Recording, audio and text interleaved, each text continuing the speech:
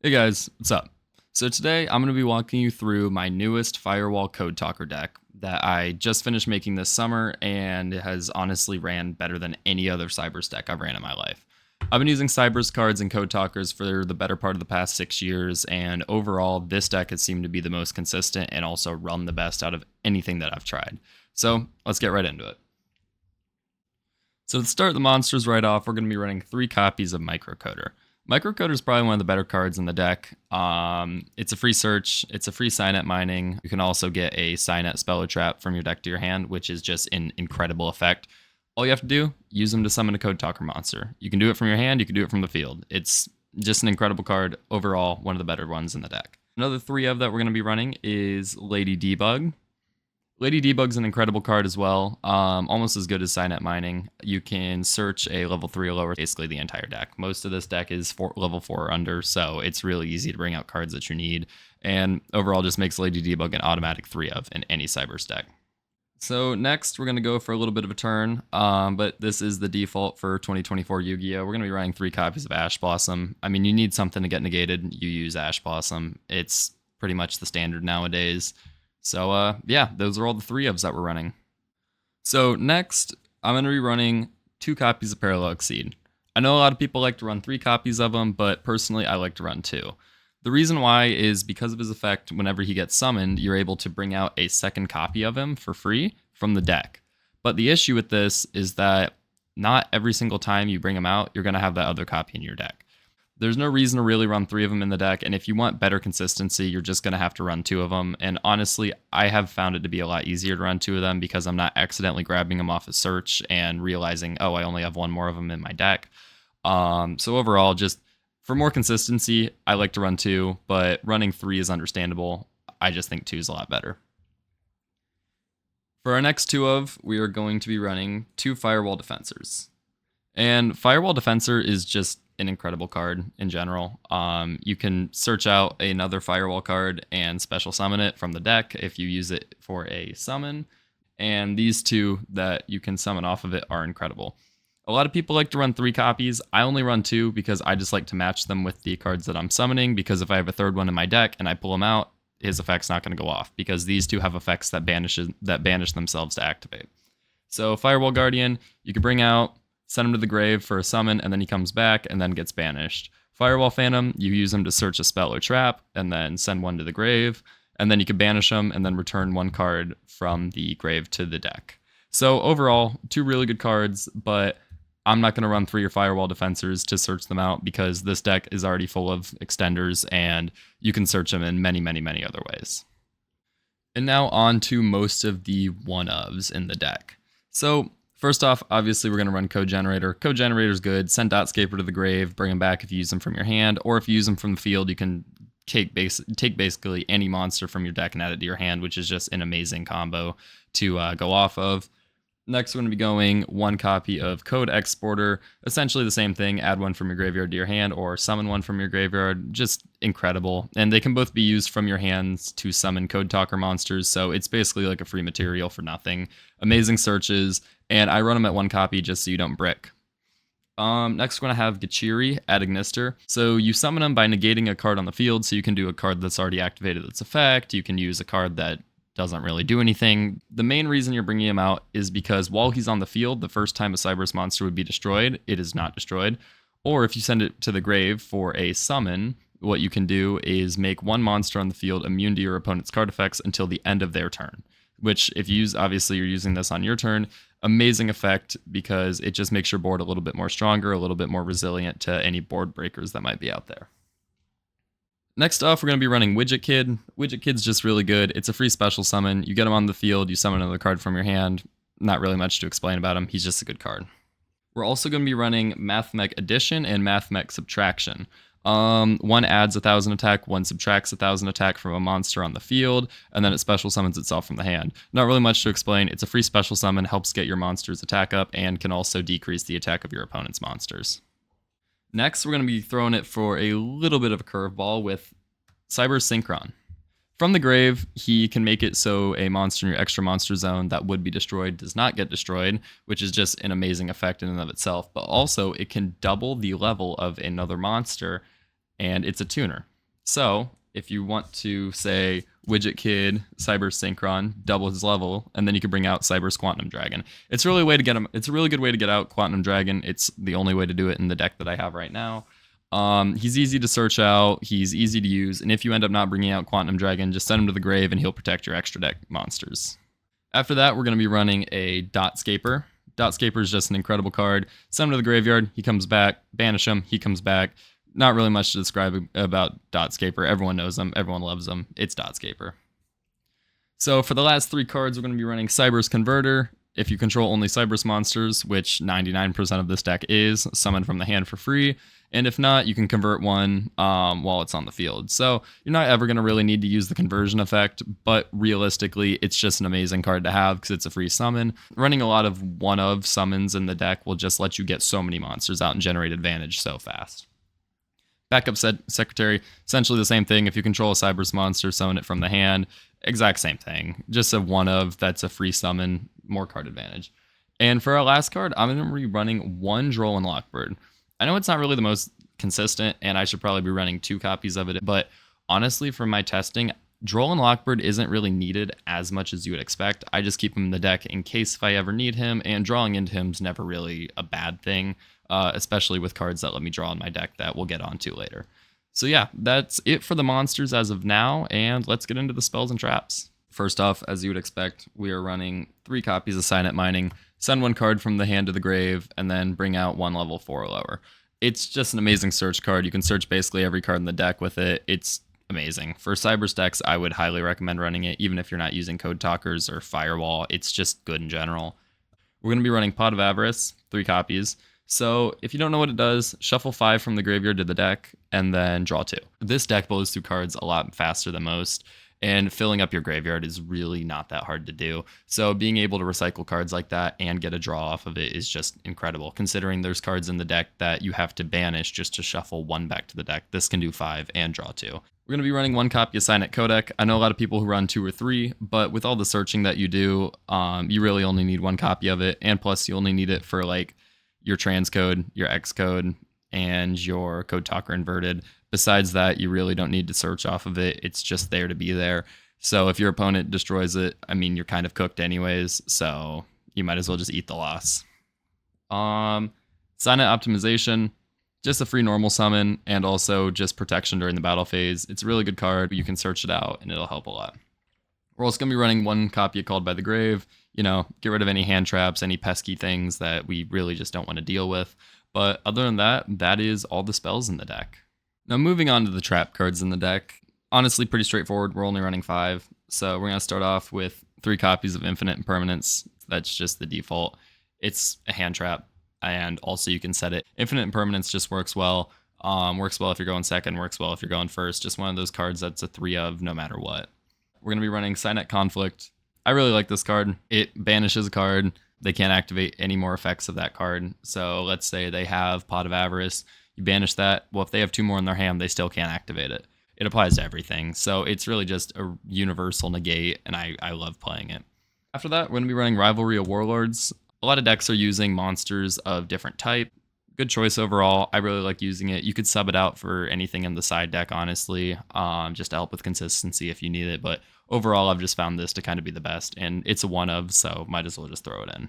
Getting into the extra deck. So first off, Cyber's to Save Worm. This is not to be summoned. You don't summon this card. You send it to the graveyard with Neo Tempest Terahertz. You send it to the grave.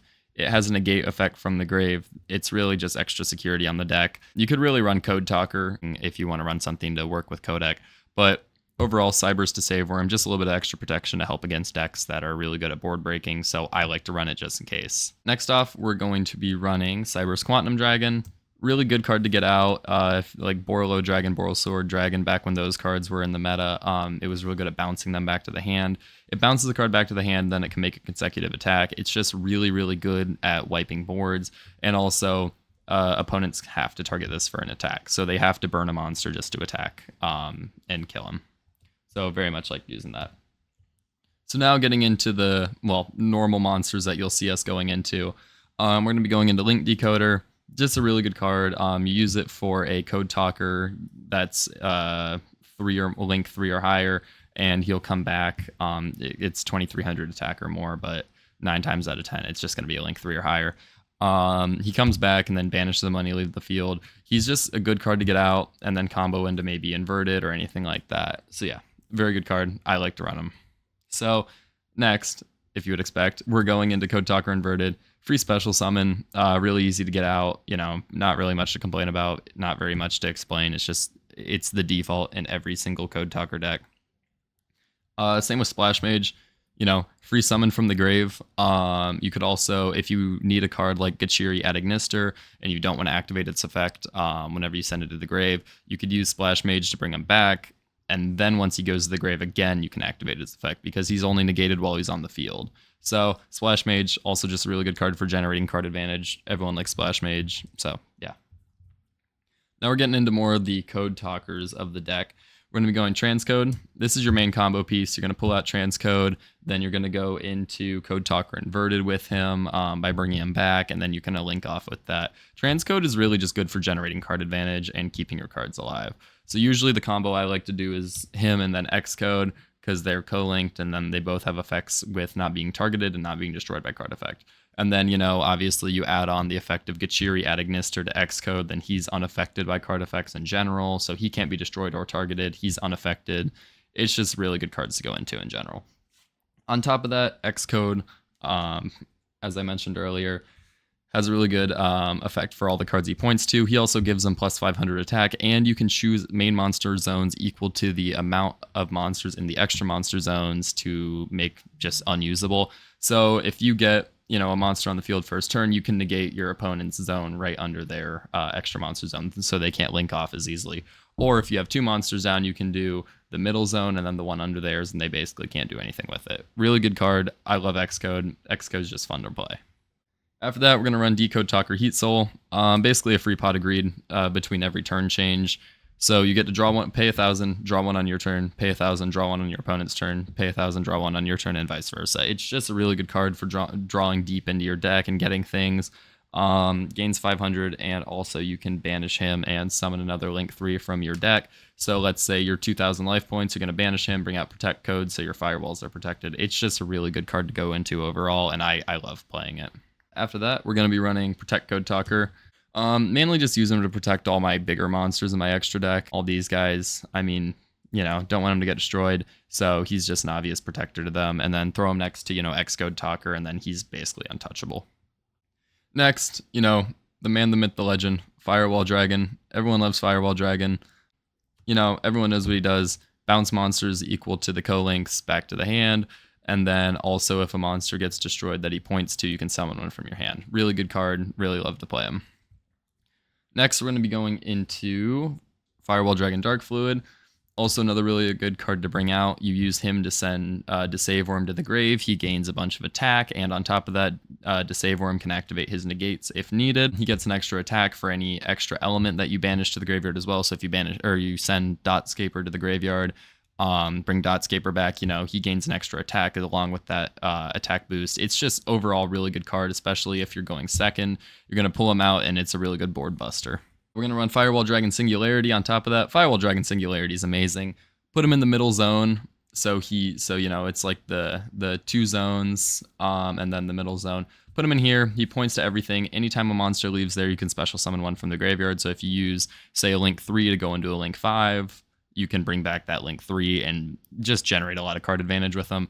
On top of that, if you have Desavorm in your graveyard, you can bounce more cards back to the hand. He's basically like Firewall, just a little bit better in my opinion. I really like him. Singularity's cool. Next, we're going to run Mekk-Knight Crusadia Avermax. This is also a good piece to put in the middle if you don't really know where you're going. He makes it so he's the main target for your opponent's attacks. Pair him up with Xcode, and he just gets really, really good. It's also a pretty looking card, or when this card battles, you can make it gain attack according to the other monsters. So it wins its first attack every single turn. It's kind of like Quantum Dragon.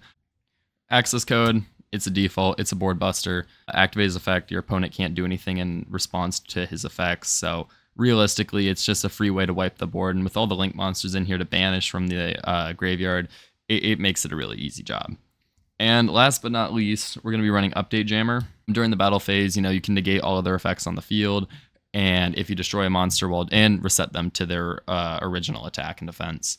And if you destroy a monster while doing that, your opponent loses 1,000. So it's just a really good card to run. Really good for attacking and not getting screwed over by effects. But yeah, overall, that's the extra deck. So moving on to the side deck, it's kind of a work in progress right now, especially with a new ban list possibly coming up soon. It's really up in the air what I'm going to be running in this and what I'm not when I actually get to events and everything like that. So first off, I run one copy of Nibiru for a reason.